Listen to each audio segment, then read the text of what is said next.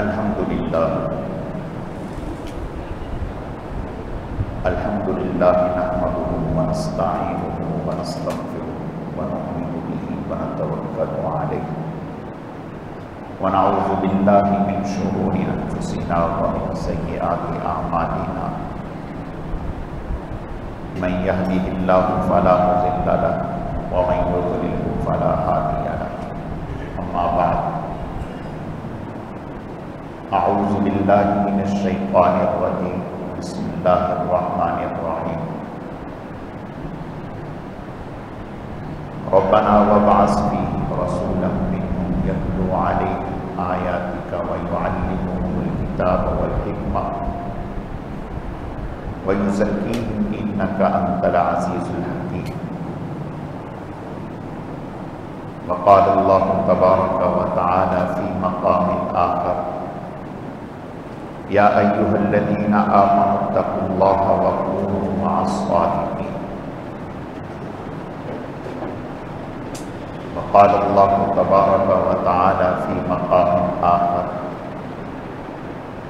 فألہمہا فجورہا وتقواہا قد افلح من زکاہا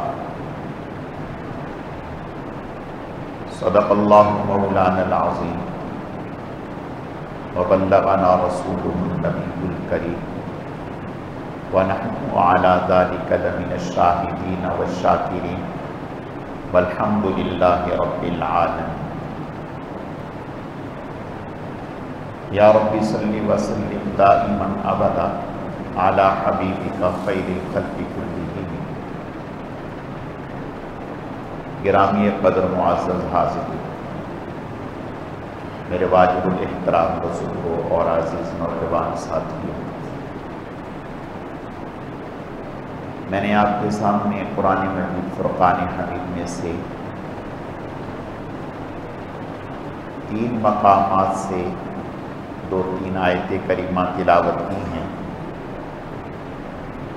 رب ذوالجلال سے دعا ہے کہ وہ ذات بزرگ و برتر مجھے اس کی روشنی میں صحیح کہنے کی، سمجھانے کی، سمجھنے کی، عمل کرنے کی توفیق عطا فرمائے، اور جو کچھ کہا سنا جائے اللہ رب العزت اسے اپنی بارگاہ میں اعلیٰ درجے میں قبول فرمائے۔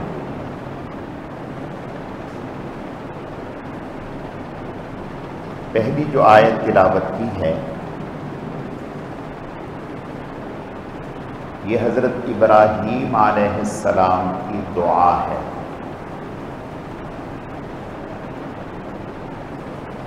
حضرت ابراہیم علیہ السلام اللہ کی بارگاہ میں یہ التجا کی کہ اے اللہ،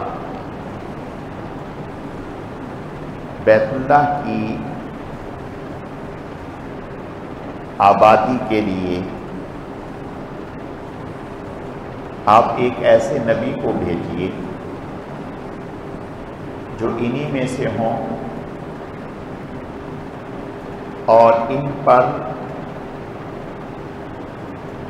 آپ کے کلام کی آیات کو پڑھیں اور پھر انہیں اس کی تعلیم دیں، پھر انہیں حکمت و دانائی کی باتیں سکھائیں، پھر فرمایا وَيُزَكِّيهِمْ، ان کا تزکیہ کریں۔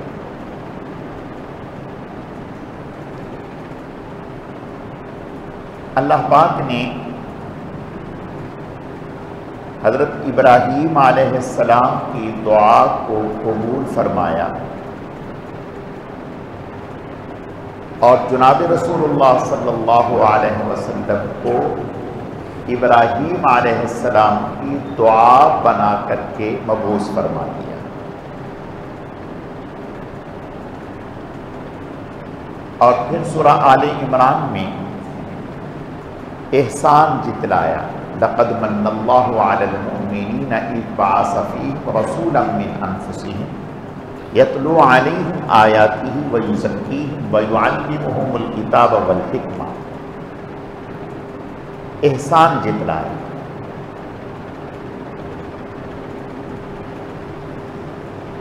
آپ صلی اللہ علیہ وسلم کی بعثت پر اللہ پاک نے احسان جتلایا، باقی اور بے شمار نعمتیں ہیں ان پر احسان نہیں جتلایا۔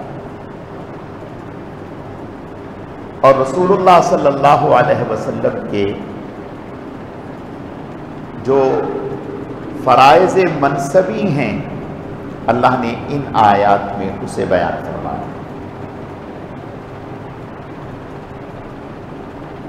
آپ صلی اللہ علیہ وسلم کے کاموں میں پہلا کام یتلو علیہم آیات، قرآن پاک کی تلاوت فرمانا،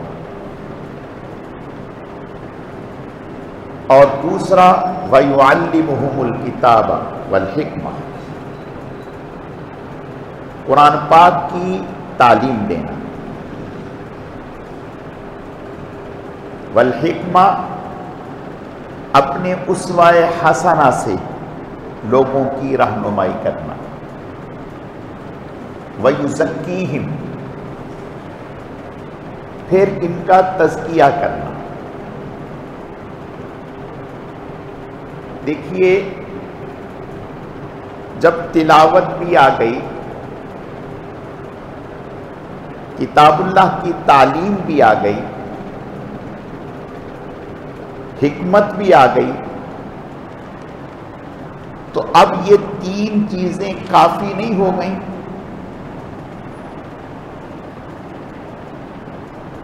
اب مزید تزکیے کا ذکر کیا جا رہا ہے۔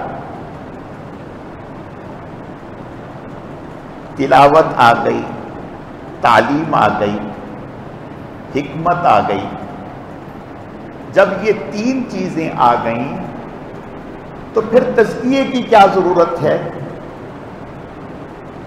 آج ہمیں یہی تو مغالطہ ہے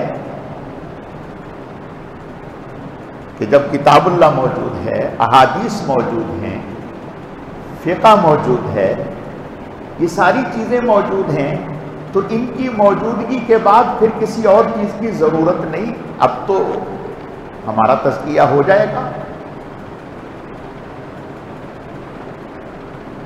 نہیں، اللہ پاک نے یتلو علیہم آیاتی، یہ ایک الگ کام بتایا۔ کیا مطلب؟ قرآن پاک اللہ چاہتے تو بیت اللہ کی چھت پر اتار دیتے فرشتوں کے ذریعہ سے، اور اعلان کروا دیتے، اور مشرک بھی خوش ہو جاتے۔ وہ یہ کہتے تھے کہ آپ کیسے رسول ہیں، آپ ہم ہی میں پیدا ہوئے، ہم ہی میں رہے، اور ہماری ہی طرح کھاتے پیتے ہیں۔ اللہ نے اگر کسی کو رسول بنانا تھا تو کسی فرشتے کو بناتے، آپ کو بنا دیا۔ تو اللہ اگر چاہتے تو قرآن پاک بیت اللہ کی چھت پر اتار دیتے۔ عربی تو ان کی مادری زبان تھی، عربی بولتے بھی تھے، سمجھتے بھی تھے، جانتے بھی تھے۔ فی البدی عربی کے اشعار، مرد تو مرد، عورت بھی، ہزاروں شعر، سینکڑوں اشعار زبان سے کھڑے کھڑے کہہ دیتی، ایک عام بکریاں چرانے والا کہہ دیتا۔ اپنے مقابلے میں وہ ہمیں صاحب زبان ہی نہیں مانتے، عجم کہتے ہیں گونگے۔ تو وہ تو قرآن کو سمجھ بھی لیتے، پڑھ بھی لیتے۔ پھر حضور علیہ الصلوۃ والتسلیم کے ذریعہ سے تلاوت کیوں کروائی گئی؟ پتہ چلا کہ قرآن کا تلفظ میں اور آپ جو ادا کریں گے وہ قابل قبول نہیں، بلکہ وہ قابل قبول ہے جو رسول اللہ کی زبان سے ہمیں سکھایا جائے گا۔ رسول اللہ صلی اللہ علیہ وسلم کی زبان سے جو ہمیں سکھایا جائے گا وہ قابل قبول ہے. ہماری اپنی تلاوت قابل قبول نہیں. تعلیم بھی وہ جب وہ عربی کو سمجھتے ہیں، پڑھتے ہیں، جانتے ہیں، تو پھر اس کی مزید گہرائی کی، سکھانے کی، سمجھانے کی کیا ضرورت تھی؟ وہ خود سمجھ لیتے. نتیجہ کیا ہوتا؟ ہر آدمی کا اپنا دین ہوتا. میں کہتا کہ قرآن وہ ہے جو میں نے سمجھا، آپ کہتے قرآن وہ ہے جو میں نے سمجھا، تیسرا آدمی کہتا قرآن وہ ہے جو میں نے سمجھا. نہیں، اللہ نے رسول اللہ صلی اللہ علیہ وسلم کے ذریعہ سے جو قرآن سمجھایا بس وہی ہے.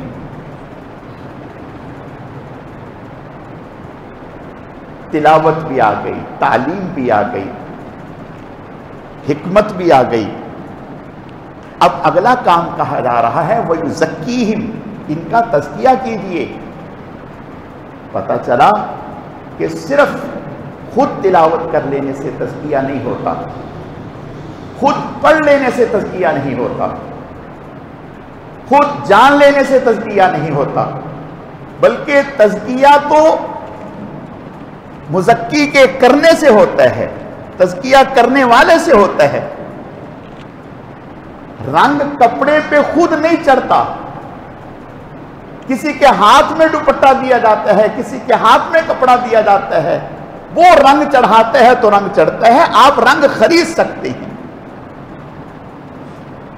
بالکل اسی طرح سے باطن کا رنگ بھی اللہ کے نبی صلی اللہ علیہ وسلم کے ذمے لگایا گیا کہ آپ نے یہ کرنا ہے. اب یہاں ایک بات سمجھیں، حضور علیہ السلام کے حیات مبارکہ میں قرآن پاک اترا، پورا اترا، الحمد سے لے کر والناس تک پورا اترا. لیکن اس وقت جو کتابی شکل میں میرے اور آپ کے سامنے ہے ایسا نہیں تھا.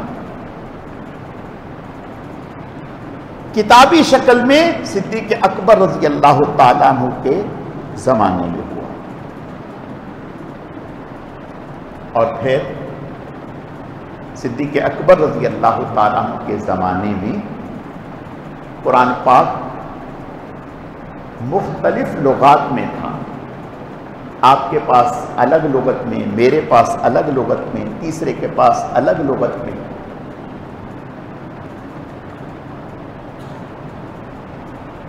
نتیجہ یہ کہ کچھ علاقے کے لوگ ایک لغت پر چلتے، دوسرے دوسرے پر، تیسرے تیسرے پر.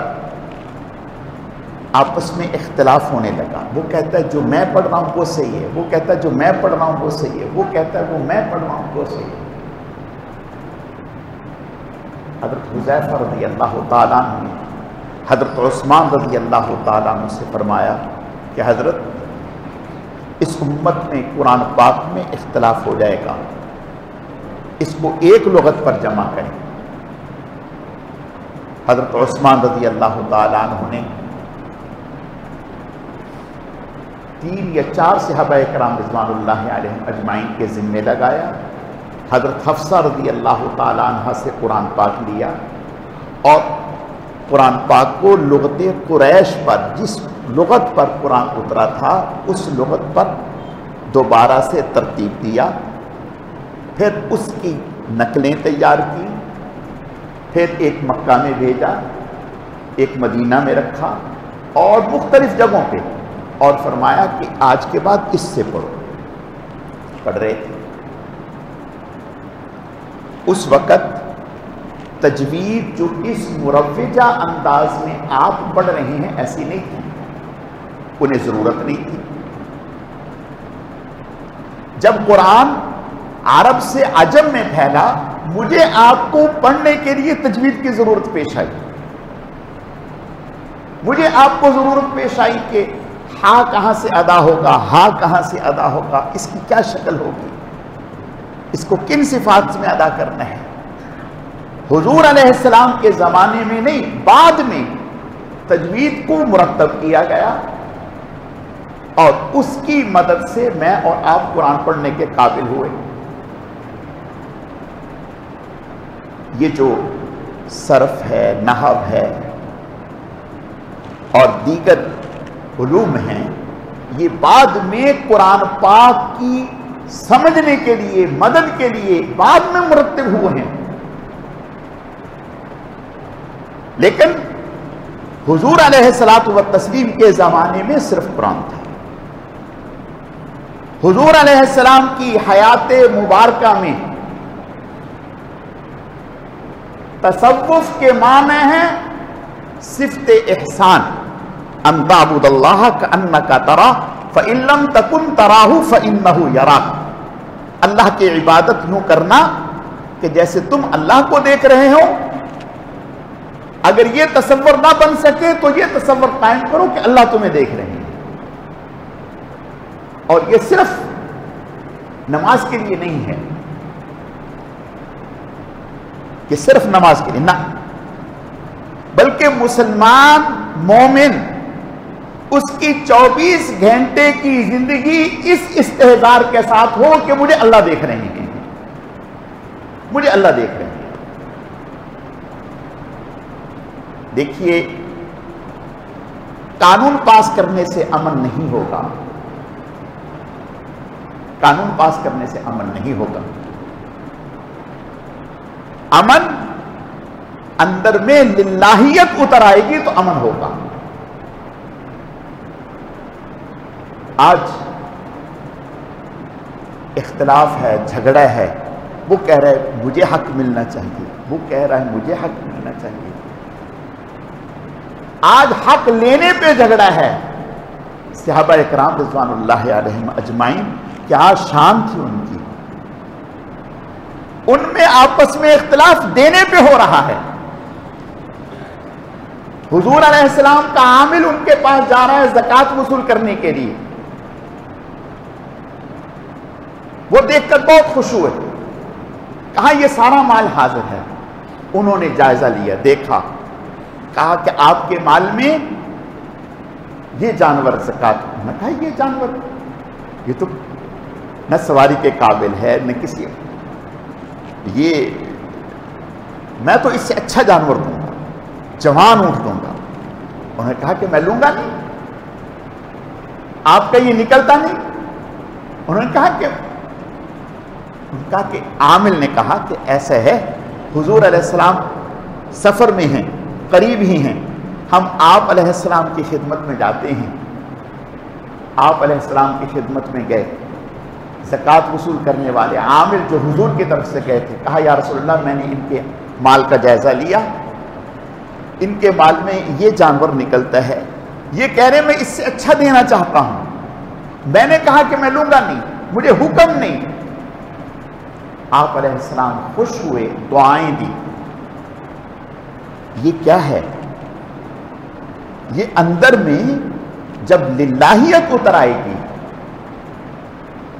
تو میرے عزیزوں پھر مال بڑھ چڑھ کے پیش کیا جائے گا، پھر چھپانے کی کوشش نہیں ہوگی.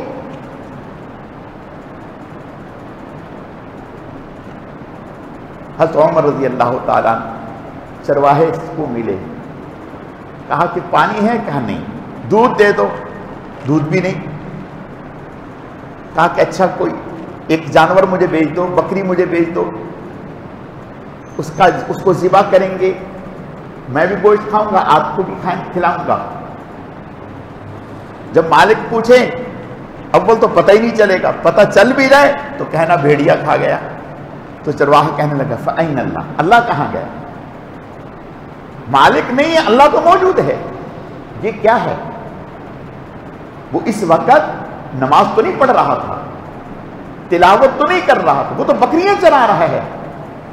لیکن ایمان کیا ہے کہ اندر میں یہ بات، یہ استحضار کہ اللہ مجھے دیکھ رہے ہیں. میرے عزیزوں، آج اگر ہر انسان کے دل میں یہ استحضار آ جائے کہ اللہ مجھے دیکھ رہے ہیں، میں اللہ کے سامنے ہوں، پھر وہ کسی کا حق نہیں مارے گا، پھر وہ اللہ کی نافرمانی نہیں کرے گا. پھر کسی کے ساتھ ظلم و زیادتی نہیں کرے گا، پھر کسی کے ساتھ دھوکہ نہیں کرے گا۔ عبداللہ بن مبارک رحمت اللہ علیہ سفر میں ہیں،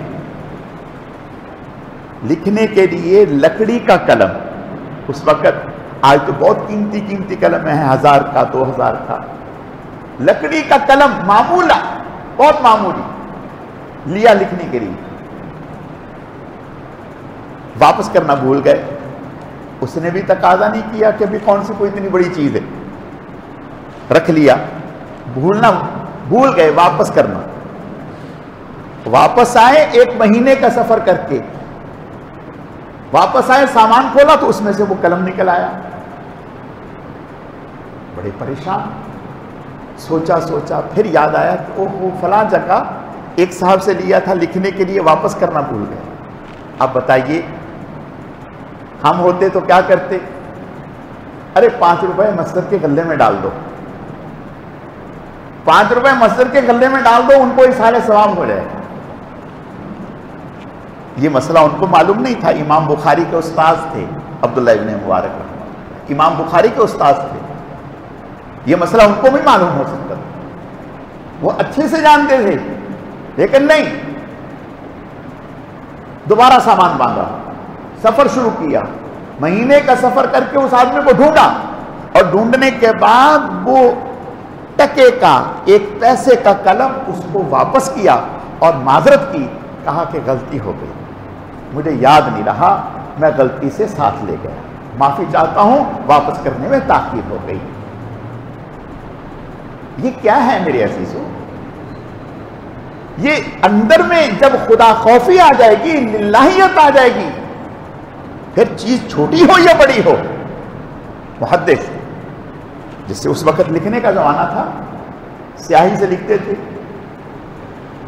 تو وہ بعض دفعہ سیاہی لکھتے لکھتے زیادہ گر جاتی، تو اس کو جلدی خشک کرنے کے لیے اس کے اوپر مٹی ڈال دیتے،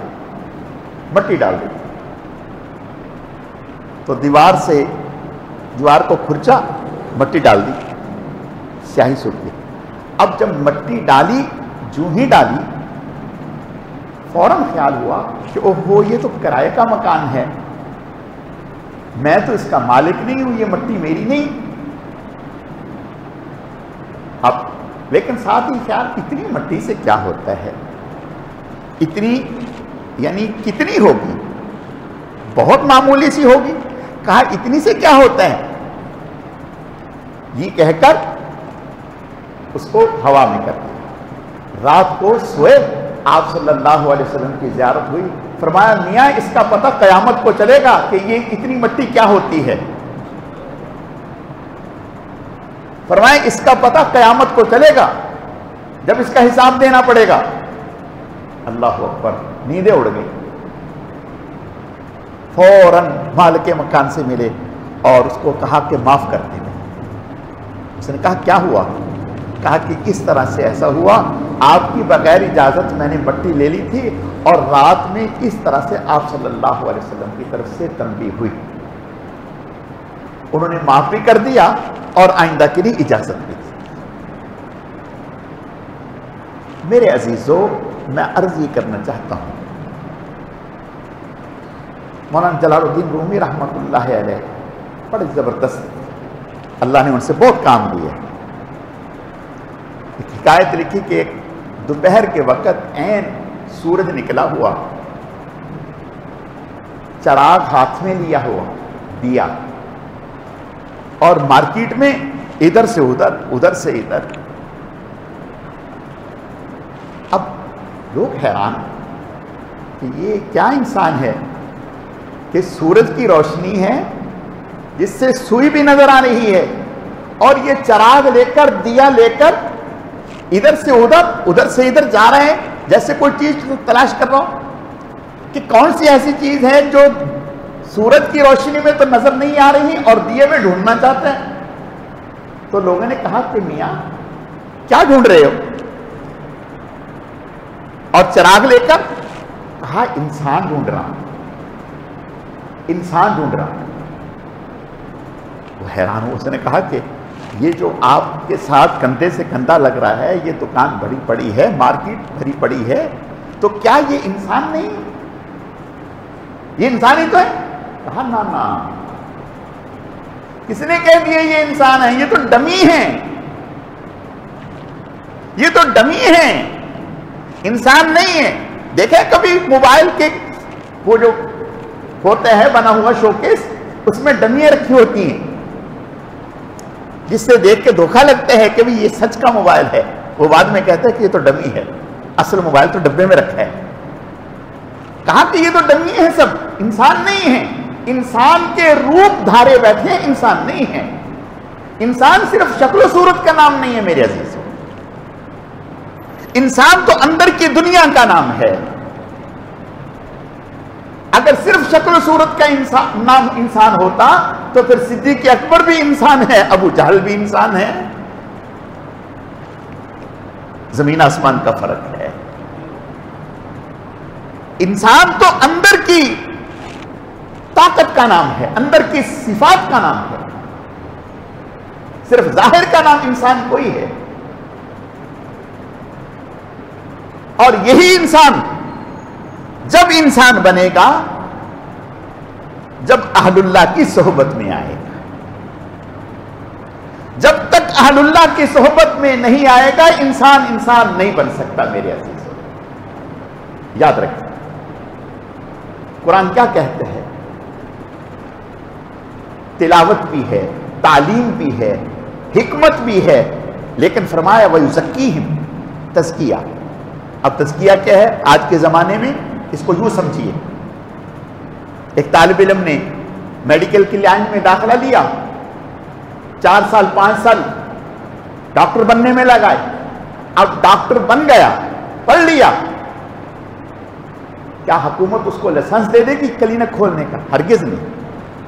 ہاؤس جاب لازم ہے، ڈاکٹر کے پاس کسی ماہر کے پاس بیٹھیں، دیکھیں وہ تشخیص کیسے کرتا ہے، مریض کی پہچان کیسے کرتا ہے، وہ مریض کو دوائی کیا لکھ کے دیتا ہے، کس مرض میں کتنی دوائی کیسے لکھ کے دینی ہے۔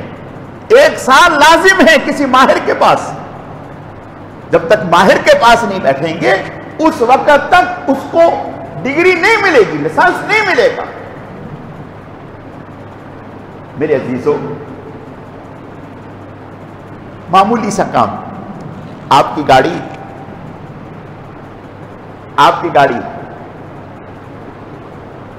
آواز کرنے لگ گئی، آپ گڑبڑ کرنے لگ گئے، مکینک کے پاس لے گئے،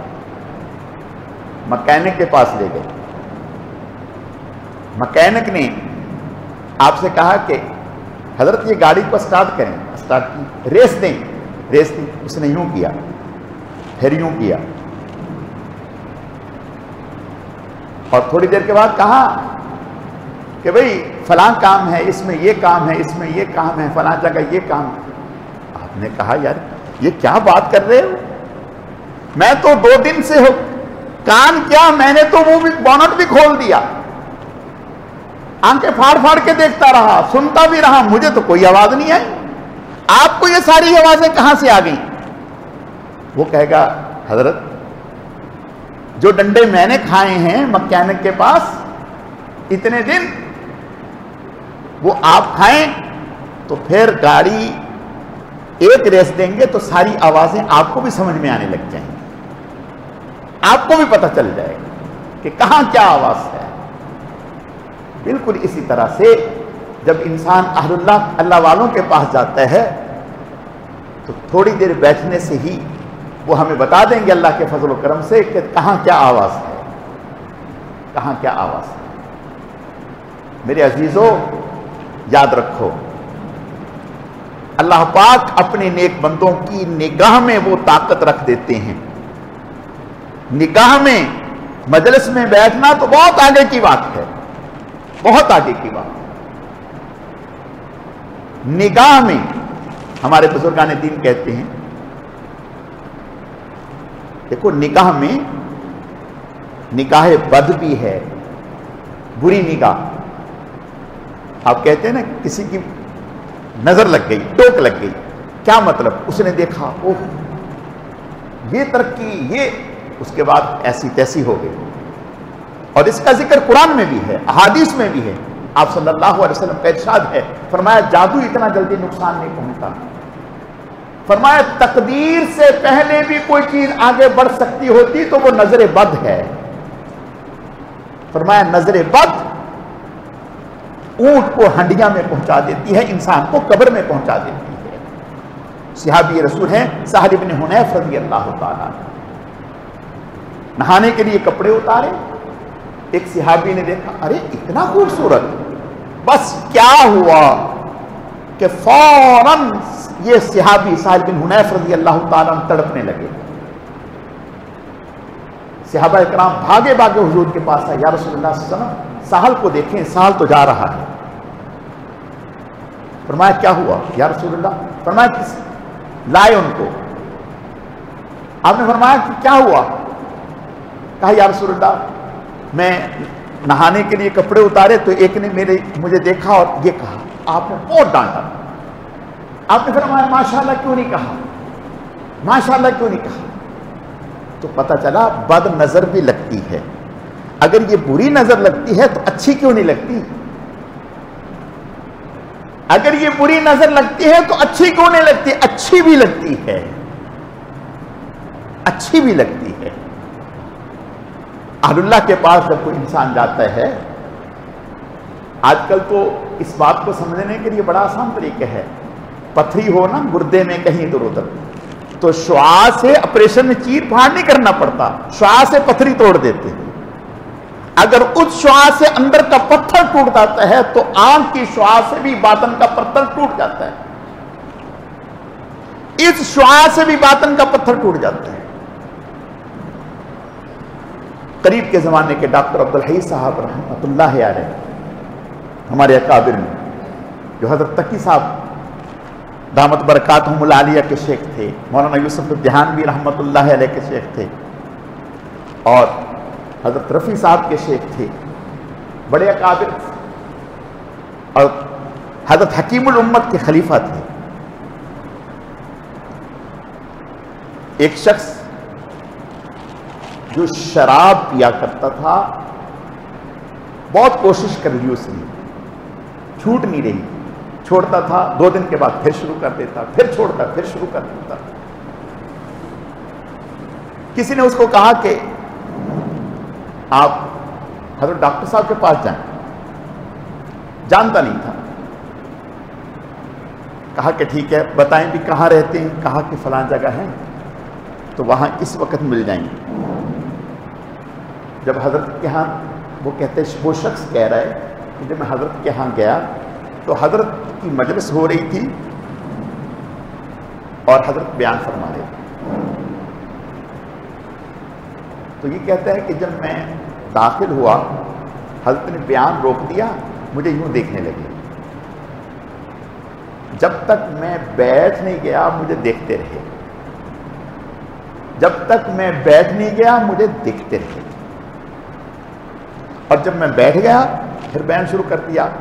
کہا کہ کہا کچھ نہیں، کہا کچھ نہیں، وہ دن اور آج کا دن، اس دیکھنے نے نہ جانے اندر کی کیا کایا پلٹی، اس کے بعد کبھی اس طرف دھیان ہی نہیں گیا،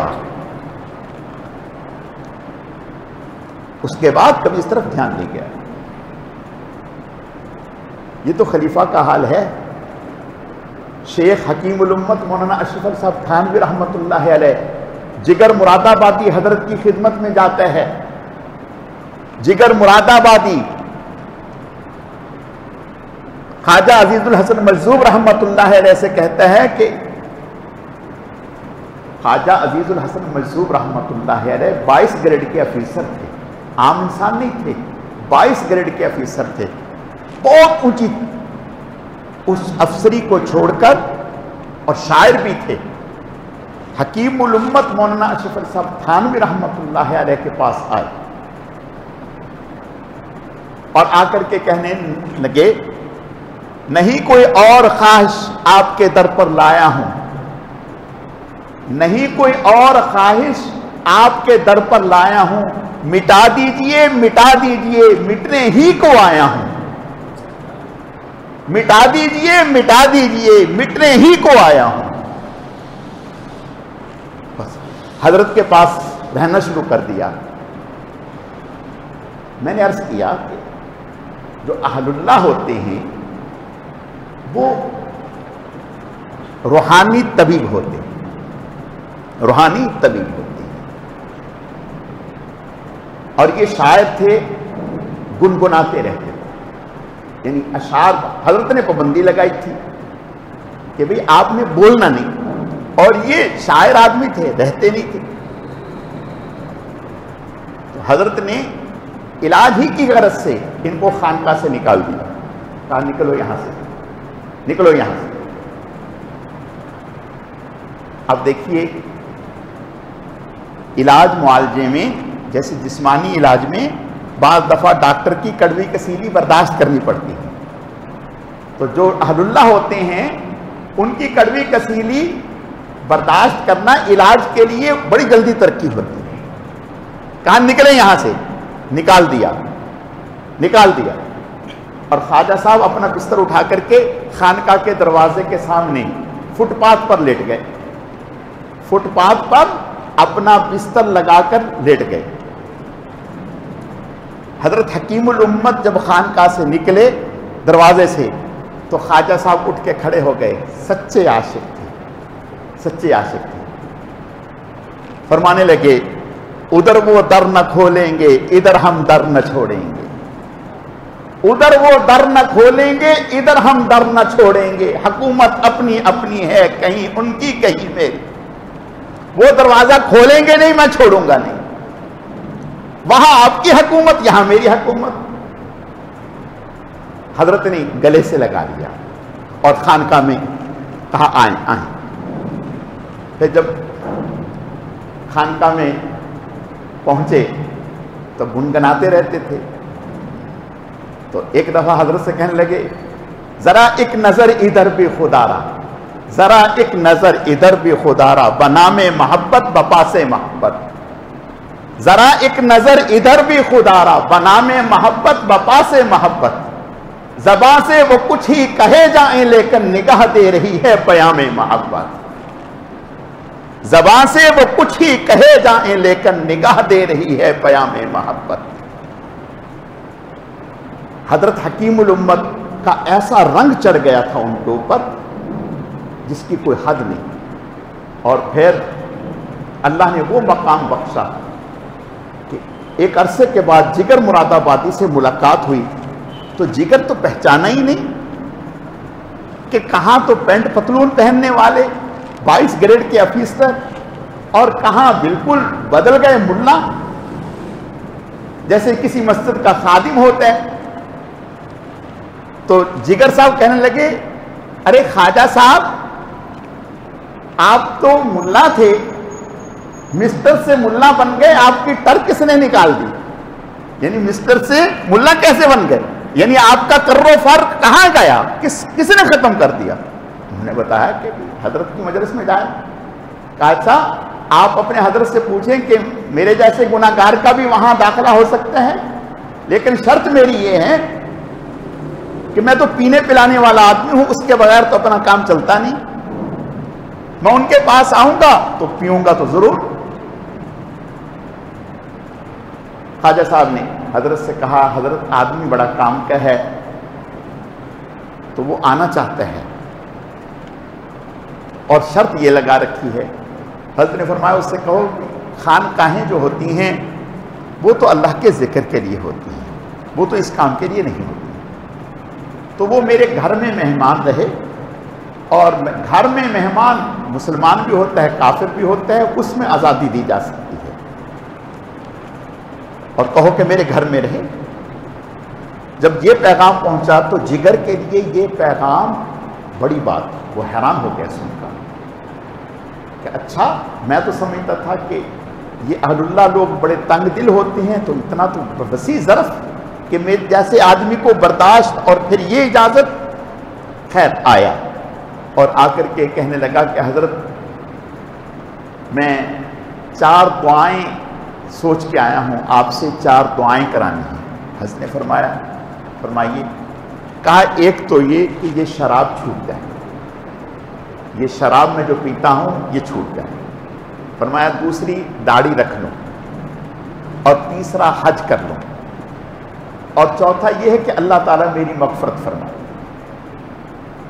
حضرت نے ہاتھ اٹھائے اور دعا فرما دی۔ جب دعا فرما دی، اب یہ جگر جب یہاں سے گیا تو شراب چھوڑ دی، بیمار پڑ گیا۔ بڑے بڑے اطباء کو بلایا، ڈاکٹروں نے، اطباء نے کہا کہ خواجہ صاحب، جگر صاحب، آپ نے یکدم چھوڑ دیا، تھوڑی تھوڑی کر کے چھوڑتے تو اب تو کوئی امکان نہیں، اب ایسا کریں کہ دوبارہ سے پی لیں، اور ورنہ تو بچنے کا امکان نہیں۔ کہا کہ اچھا، اگر میں نہ پیوں تو کیا ہوگا؟ کہا کہ آپ مر جائیں گے، اور اگر پی لوں تو پھر بچ جائیں گے، پھر ایسا ایسا کر کے چھوڑ دیں۔ جگر صاحب کا جواب سنو۔ جگر نے کہا کہ سنو، اس زندگی سے وہ موت اچھی جو اس کی رضا میں آ جائے، اس زندگی سے وہ موت اچھی جو اس کی رضا میں آ جائے۔ میں ایسی زندگی نہیں چاہتا جو اللہ کو ناراض کر کے حاصل کی جائے، لہذا اب مجھے نہیں پینی، بس چھوڑ دی۔ اللہ نے صحت دے دی، داڑھی رکھ لی، حج کر لیا۔ اب جگر صاحب رویا کرتے تھے کہ جس اللہ والے کی اللہ نے 3 دعائیں قبول کر لی، چوتھی کیسے قبول نہیں کی ہوگی؟ چوتھی کیسے قبول نہیں کی ہوگی؟ میرے عزیزو، عرض کرنے کا مقصد صرف اتنا ہے کہ آج انسان، سچی بات جو ہے، وہ شکل و صورت کا نام انسان نہیں ہے۔ اللہ تعالیٰ ہماری حفاظت فرمائے۔ دیکھیں، انسان تو اندر کی صفات کا نام ہے، اور یہ اندر کی صفات جب تک کسی اہل اللہ کے پاس، اللہ والوں کے پاس آپ نہیں جائیں گے، نہیں بیٹھیں گے، ان کی اصلاح میں، ان کی تربیت میں اپنے آپ کو نہیں لگائیں گے، اس وقت تک اندر کا باطن نہیں بدلے گا میرے عزیز۔ اور یاد رکھو، جب تک گناہ نہیں چھوٹے گا، اللہ کی نافرمانی نہیں چھوٹے گی۔ آج لوگ نماز بھی پڑھ رہے ہیں، اللہ تعالیٰ ہماری حفاظت فرمائے، نماز بھی پڑھ رہے ہیں، گناہ بھی کر رہے ہیں، اور مختلف کاموں میں۔ تو میرے عزیزو، جب کسی اللہ والے سے تعلق جڑے گا تو انشاءاللہ اللہ ایسی طاقت عطا کر دیں گے، پھر انشاءاللہ گناہ نہیں ہوگا۔ اور اگر انسان ہونے کے ناطے کبھی ہو گیا تو جب تک توبہ نہیں کر لیں گے چین نہیں آئے گا۔ تو میرے عزیزو، میں ایک بات کہہ کے اپنی بات کو ختم کروں۔ مولانا قاسم ننوتوی رحمۃ اللہ علیہ، مولانا رشید احمد گنگوہی رحمۃ اللہ علیہ، ایک وقت میں ہندوستان میں ثانی امام ابو حنیفہ کہا جاتا تھا۔ اللہ نے ایسا علم عطا کیا تھا، اپنے وقت میں علم کے پہاڑ تھے۔ تو ان سے کسی نے کہا کہ حضرت، آپ جیسی شخصیت کو جو علم کے پہاڑ ہیں، آپ جیسی شخصیت کو حضرت حاجی امداد اللہ مہاجر مکی رحمت اللہ علیہ کی خدمت میں جانے کی کیا ضرورت، ان سے بیعت ہونے کی کیا ضرورت؟ آپ تو اتنے بڑے آدمی ہیں۔ فرمایا کہ اسی سے سمجھ لو، جب رشید احمد اور قاسم کا کام بغیر بیعت ہوئے کہ نہیں چلتا، تو پھر آپ جیسے آدمی کے لیے کتنی ضرورت ہوگی۔ جب ہم جیسے لوگوں کا اس کے بغیر گزارا نہیں ہے تو پھر عام آدمی کے لیے کیا حال ہوگا۔ اور پھر اگلی بات فرمائی، فرمایا کہ سنو میاں، آج تک کتابوں میں مٹھائیوں کے نام تو پڑے تھے، مٹھائیوں کے، دیکھو بھائی، آپ نے ایک پرچے پر لکھا، دیکھا یہ چمچم ہے، یہ گلاب جامن ہے، یہ برفی ہے، یہ لڈو ہے، یہ پتیسا ہے، لکھا ہوا نام پڑھ لیا، جان لیا، مٹھاس آ گئی منہ میں؟ مٹھاس آ گئی؟ نہیں آئی۔ فرمایا کہ آج تک کتابوں میں مٹھائیوں کے نام پڑے تھے، حاجی صاحب کی مجلس میں جانے سے وہ مٹھائیاں کھانا نصیب ہو گئیں۔ حاجی صاحب کی مجلس سے ان عبادات جن کا تذکرہ ہم نے کتابوں میں پڑھا تھا، ان کی حلاوت حاجی صاحب کی مجلس میں جانے سے نصیب ہوئی ہے۔ میرے عزیزوں، بالکل اسی طرح سے کتابوں سے علم آئے گا اور اہل اللہ کی صحبت سے اندر میں نیکی کا رنگ آئے گا۔ اللہ تعالیٰ مجھے آپ کو اہل اللہ کی قدردانی کی توفیق نصیب فرمائے۔ اور میرے عزیزوں، دنیا میں ہم اپنے علاج کے لیے 10 لوگوں سے پوچھتے ہیں بھئی ہارٹ کا ڈاکٹر کہاں ہے، دل کا ڈاکٹر کہاں ہے، 10 لوگوں سے پوچھتے ہیں، اور اگر جو ہمیں بتاتا ہے کہ فلاں جگہ ہے، فیس بھی دیتے ہیں، ٹائم بھی لیتے ہیں اور جاتے ہیں، علاج کراتے ہیں، اور پھر شکریہ بھی ادا کرتے ہیں کہ آپ نے ہماری رہنمائی کی۔ یاد رکھو، اس دل سے زیادہ باطن کے دل کی فکر ہونی چاہیے۔ باطن کی یہ تو زندگی ہے، ختم ہو جائے گی، آخرت نہ ختم ہونے والا جگہ ہے، اس کے لیے فکر کرنا، اور اس کے لیے اہل اللہ ہے۔ اور یہ اہل اللہ حضور صلی اللہ علیہ وسلم سے مبارک سلسلہ چلا آ رہا ہے، مبارک سلسلہ چلا آ رہا ہے، اور آج قیامت تک رہے گا۔ جیسے ہم دنیاوی ڈاکٹر کے لیے فکر کرتے ہیں، پوچھتے ہیں، اسی طرح اہل اللہ کے حوالے سے بھی ہم پوچھیں، اور جو ہمیں بتائے جائیں ان کی قدر کریں، ان کے پاس جائیں، اور انشاءاللہ اللہ تعالیٰ کے فضل و کرم سے ان کے پاس جانے سے، ان کے پاس بیٹھنے سے آپ کے شب و روز بدل جائیں گے۔ اور اسی سلسلے میں کربوگا شریف میں اجتماع ہو رہا ہے۔ اس وقت حضرت شیخ الحدیث رحمۃ اللہ علیہ، مولانا محمد زکریا رحمۃ اللہ علیہ، جن کی فضائل اعمال ہم پڑھتے ہیں، حضرت تو اپنے وقت کے مجدد تھے، بہت اللہ نے مقام عطا فرمایا تھا حضرت کو۔ پاکستان میں اس وقت حضرت کے خلفاء میں، صرف میرے علم میں اس وقت جو حضرت کے خلفاء میں ہیں، وہ صرف اور صرف جو ہے وہ کربوگا شریف میں ہمارے حضرت ہیں، نام میرے ذہن سے پیر مختار الدین شاہ صاحب، پیر مختار الدین شاہ صاحب، یہ حضرت کے خلفاء میں سے ہیں۔ اور یہ اللہ پاک کی بہت بڑی نعمت ہے ہمارے پاس، بہت بڑی نعمت ہے، ہمیں اس کی قدر کرنی چاہیے۔ اور الحمدللہ حضرت کا فیض پاکستان میں اور دنیا بھر میں اللہ پاک نے حضرت کا فیض جو ہے پھیلا رکھا ہے۔ اور پاکستان میں کراچی میں ماشاءاللہ فیڈرل بی ایریا میں دارالایمان کی عنوان سے مدینہ مسجد میں ماشاءاللہ مجالس ہوتی ہیں، حضرت خود بھی تشریف لاتے ہیں۔ اور اب وہاں کربوگا شریف میں اجتماع ہے 14 تاریخ سے، یہاں 12 تاریخ سے انشاءاللہ تعالی احباب نکلیں گے، یہاں سے بس سے جائیں گی۔ تو میری درخواست ہے کہ جانا چاہیے، جیسے ہم دیگر دینی پروگراموں میں اجتماعات میں شرکت کرتے ہیں، یہ بھی ایک اسی سلسلے کی ایک کڑی ہے، اس اجتماع میں شرکت کرنی چاہیے۔ اور کیا مشکل ہے 5-7 دن بڑے مقصد کے لیے، اور انشاءاللہ تعالی جب کوئی آپ جائیں گے، دیکھیں گے، وہاں بزرگان دین کی باتیں سنیں گے، تو انشاءاللہ آپ کو اندازہ ہوگا۔ دیکھو بھائی، جب تک آپ روشنی کو دیکھیں گے نہیں تو کیسے اندازہ ہوگا؟ جب آپ جائیں گے وہاں دیکھیں گے تو انشاءاللہ تعالی اندازہ ہوگا کہ آج تک ہم کہاں بھٹکے رہے، تو انشاءاللہ تعالی بہت نفع ہوگا۔ تو میری درخواست ہے جتنا بھی مجمع ہے تو وہاں جانا چاہیے۔ اللہ تعالیٰ سب حضرات کو جزائے خیر عطا فرمائے، آپ حضرت کا آنا سننا قبول فرمائے۔ تو الحمدللہ اس وقت ہمارے لیے بہت بڑی نعمت ہے حضرت پیر مختار الدین شاہ صاحب، حضرت شیخ الحدیث رحمۃ اللہ علیہ کے پاکستان میں یہ واحد خلیفہ ہیں جو اس وقت ہیں۔ اللہ تعالیٰ حضرت کی زندگی میں بے حد برکتیں عطا فرمائے، حضرت کا فیض اللہ تعالیٰ پورے عالم میں جاری و ساری فرمائے۔